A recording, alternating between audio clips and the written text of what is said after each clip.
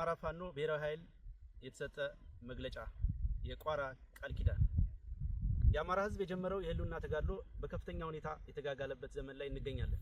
የአማራ ክልልን ጨምሮ በበርካታ የሀገሪቱ አካባቢዎች እየተደረገ ያለው የህልውና ትግል ህዝባዊ መሰረት ያለው በመሆኑ በአንድ ወጥ ድርጅት እየተመራ ባይሆንም አመርቂ ውጤት እያስመዘገበ ይገኛል።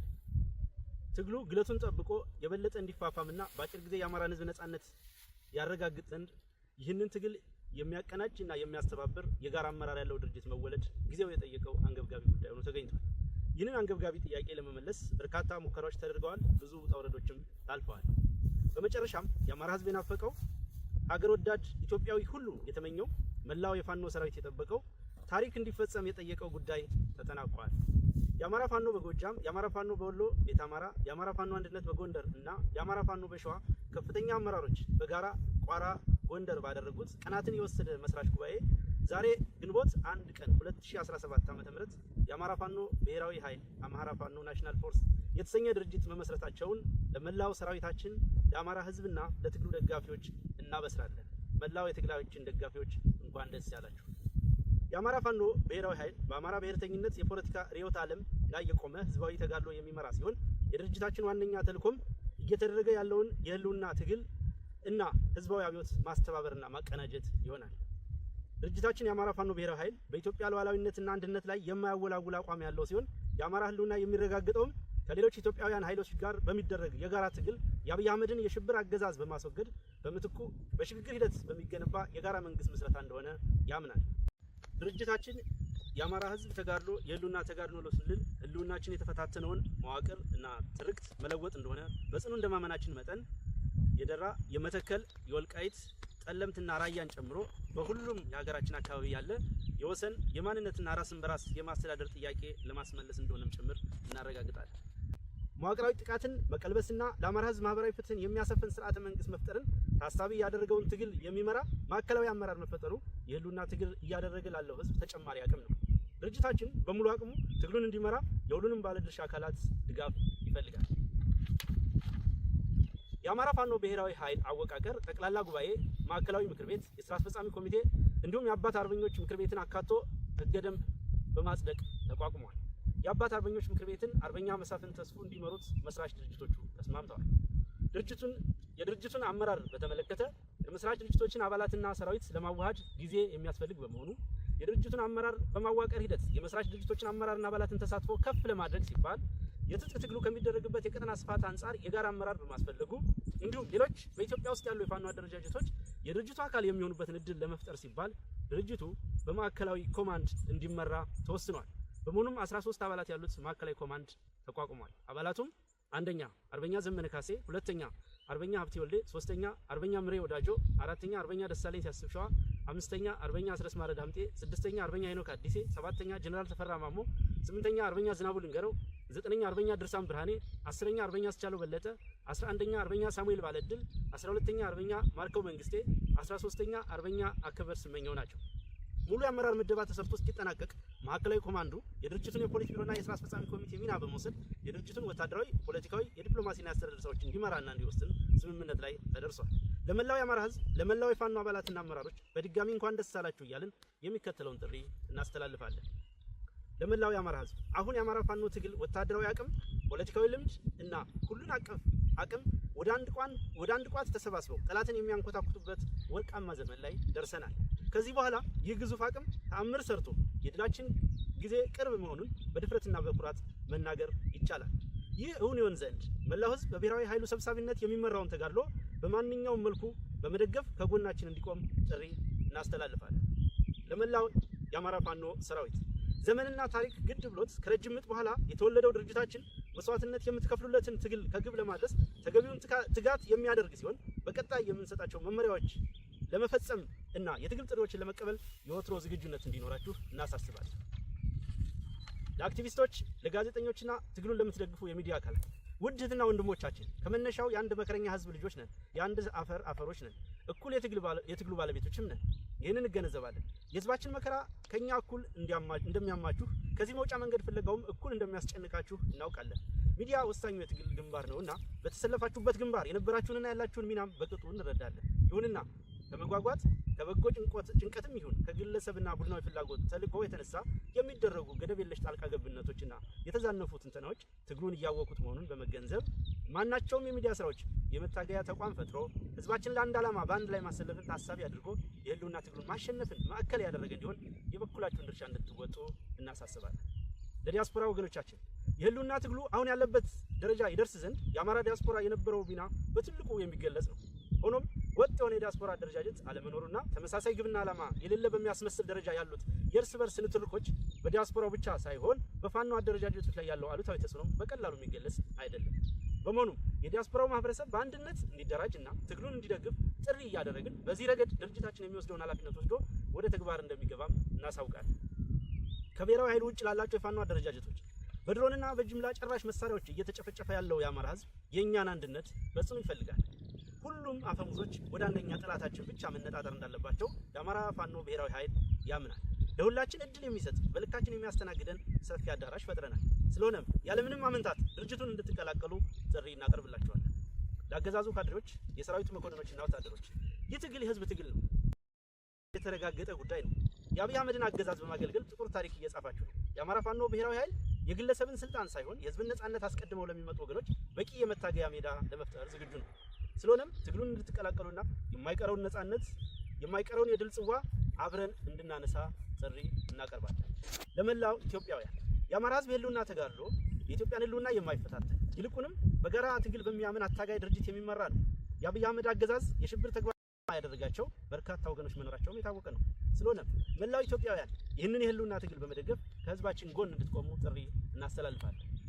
በጸረ ብልጽግና ትግል ላይ የምትሳተፉና ነፍጥ ያነሳችሁ ኢትዮጵያውያን ከገጠመን ጠላት የገጠመን ጠላት የጦር ህግ የማይገዛው የሞራል ተጠይቅ የሌለው የሀገር ሀብት ለሽብር ተግባር የሚያውል የሚመራው ህዝብ ላይ ሽብር በመፍጠር ስልጣን ላይ መቆየት የሚፈልግ ልፍስፍስ ኃይል ነው።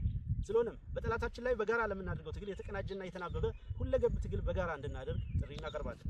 ለዓለም አቀፍ ማህበረሰቡ በዓለም የጦርነት ታሪክ ተደርጎ በማይታወቅ ደረጃ በራሱ ህዝብ ላይ የሽብር ተግባር እየፈጸመ ያለውን የአብይ አህመድና አገዛዙ በሀገር ስም የሚደረግለት በዓለም የጦርነት ታሪክ ተደርጎ በማይታወቅ ደረጃ በራሱ ህዝብ ላይ የሽብር ተግባር እየፈጸመ ያለውን አብይ አህመድና አገዛዙ በሀገር ስም የሚደረግለትን ድጋፍ ለጦርነት መዋል ከጀመረ ሰነባብቷል።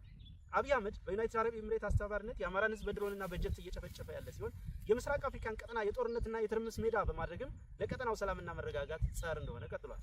የአማራ ህዝብ ተጋድሎ በድል ሲጠናቀቅ ይህንን ነባራዊ እውነት የሚለውጥ ውጤት እንደሚያመጣ ሙን ነው። ስለሆነም የአብይ አህመድን አገዛዝ ባለመደገፍና ማንኛውንም ዲፕሎማሲያዊ ጫና በማድረግ ለሰላም እጁን እንዲሰጥ የበኩላችሁን ተጽዕኖ እንድታደርጉ ጥሪ እናቀርባለን። የአማራ ፋኖ ብሔራዊ ኃይል ማዕከላዊ ኮማንድ ቋራ፣ አማራ፣ ኢትዮጵያ። አመሰግናለሁ። አርበኛ ዘመነ ካሴ ነኝ፣ የአማራ ፋኖ ጎጃም ሰብሳቢ። አሁን ደግሞ የአማራ ፋኖ ብሔራዊ ኃይል ማዕከላዊ ኮማንድ አባል ነኝ። ይህ ቀን እንዲመጣ የሁኔታ እንዲፈጠር ይህ ድባብ ተፈጥሮ እንድናየው ሁሉም ኃይል የአቅሙን ሁኔታዎች በፈቀዱለት ልክ ከፍተኛ ዋጋ ከፍሏል። ከፍተኛ ሙግቶች፣ ከፍተኛ ክርክሮች፣ አልፎ አልፎ ጭቅጭቅ ቀመስ ወንድማዊ ንግግሮችም ተካሂደዋል። ማሰሪያውና ማጠንጠኛው አንዳች ሁላችንም የሚያሰባስብ ሁላችንም የሚያታግል ግዙፍ አማራዊ ቤት መገንባት ስለነበረ እሱ ተፈጥሯል። እጅግ በጣም ደስ ብሎኛል። ጓዶች እንኳን ደስ አላችሁ፣ እንኳን ደስ አለ ማለት ፈልጋለሁ። መላው የአማራ ፋኖ አመራርና አባላት፣ መላው የአማራ ህዝብ እንዲሁም ትግላችን የምትደግፉ ሀገር ወዳድ ለውጥ ናፋቂ ኢትዮጵያውያን እንኳን ደስ አላችሁ ማለት ፈልጋለሁ። በብዙ ድካም እዚህ ደርሰናል። በአንድ እጃችን እየተዋጋን በሌላ እጃችን ተቋም ልንሰራ እየሞከርን ዛሬ ላይ እዚህ ቅጽበት ደርሰናል። ይህን ማጽናት ቀጣይ ውህድ ድርጅት ለመፍጠር የሚደረገውን ሂደት ደግሞ በቀና ልብ በፍጹም ወንድማዊ መንፈስ በመተባበር መንፈስ መተጋገዝ መረዳዳትና በምንመኘው ልክ ሁሉንም አማራ የሚያታግል ተቋም ገንብቶ ወደማይቀረው ድል መገስገስ ያስፈልጋል። በግሌ እጅግ በጣም ደስ ብሎኛል። አንዳንዶች ጓዶች ከዚህ በፊት በአካል እንተዋወቃለን በስሱ፣ አንዳንዶች ጋር በጥልቀት እንተዋወቃለን። በህልውና ዘመቻው ወቅት ማቀው ምሬ የበለጠ ገዝፎ የበለጠ አድጎ የበለጠ የነጠረ መሪ ሆኖ አግኝቼዋለሁ። እጅግ በጣም ደስ ብሎኛል። በዛም ቆርጫለሁ። ደሳለኝ በምናምን እናቃቸውና አያት ቅድመ አያቶቹን እነራስ አበበ አረጋይን መስሎ አግኝተነዋል። እጅግ በጣም ደስ ብሎናል። እጅግ በጣም ደስ ብሎኛል። ሀብቴ ይሄ አሁን የፋኖ ትግል ከመጀመሩ በፊት ጎጃም የሚታወቀው ከ700 በላይ የጠላት ኃይል ብቻውን ገጥሞ በመዋል ነው። የጎዛመን ምድር ይመሰክራል። እኔና ጓደኛዬ ባህር ዳር ችግር በገጠመን ወቅትም ላይ ጓደኞቹን አስተባብሮ ሮጦ በመድረስ ይታወቃል። አሁን ስናገኘው ደግሞ እጅግ በጣም የገዘፈ ዳሽንን ያከለ መሪና በዛ ልክ የሚሆን ስብዕና የገነባ ሰው አግኝተነዋል። ይሄን ሁሉ ስብስብ ሳይ በግሌ ነገን የበለጠ በተስፋ እንዳያደርጎኛልና እጅግ በጣም ኮርቻለሁ ወንድሞቼ። ቀሪውን ጊዜ እግዚአብሔር ይባርክ። አመሰግናለሁ። አርበኛ ሀብቴ ወልዴ የአማራ ፋኖ አንድነት ጎንደር ሰብሳቢና አሁን ደግሞ እንግዲህ ያው አዲስ በመሰረት ነው ድርጅት የአማራ ፋኖ ብሔራዊ ኃይል ሴንትራል ኮማንድ አባል ነኝ። እንግዲህ ምናልባት እዚህ ለመድረስ እጅግ በጣም ብዙ ውጣ ውረዶች ነበሩት። እነዛን ውጣ ውረዶች ሰብረን ወተን እዚህ ደርሰናል። እሱ እግዚአብሔር የተመሰገነ ይሁን። እንግዲህ ብዙ ዋጋ ቢከፈልም ነገር ግን ዛሬ ላይ ተቋም መስርተናል፣ ተቋም አቆመናል። ይሄ ተቋም እንግዲህ ብዙ ወንድሞቻችን እንደምታዩቸው ከብዙ ርቀት ድረስ ተጉዘው መጥተው ነው የተገናኘ ነው። ቀላል አይደለም። የደረሱበትን መንገድ በጣም ከባድ ነበር። ነገር ግን ለአማራ ሕዝብ ሲባል ማንኛውንም ዋጋ ተከፍሎ ነው እዚህ ድረስ የተደረሰው። ሲመጣ ብዙ ነገር አለው። የደረሰባቸው የነበረ ችግርም ደርሰውም እኛም ጋር የነበረ ችግር ብዙ ናቸው። ነገር ግን ያንም አልበገረንም። ቅድም አርበኛ ዘሜ ሲያነሳ እንደነበረው ተገናኝተንም ብዙ ንትርኮችም ጭቅጭቆችም ነበሩ። ወንድማዊ ጭቅጭቆች፣ ወንድማዊ ንትርኮች ነው የነበሩ። ከዛ የዘለለ አንዳችም ነገር አልነበረም። ነገር ግን ያን አስተካክለን ዛሬ ላይ ያው አሁን እዚህ ደረስንበት ተቋም አቁመናል። ነገር ግን ደግሞ ጭራሽ ከኛ የሌለ እኛ ያላደረግነውን ፈጥሮ ዝም ብሎ የመላመት የራሳቸውን የመላመት በማድረግ ሚዲያ ላይ አንዳንድ ሚዲያ ላይ ያየን እንመለከት ሰምተናል። ይሄ ትክክል አይደለም። ምድር ላይ ያለውን ሀቅ ለኛ ይተውት፣ እኛ እናውቀዋለን።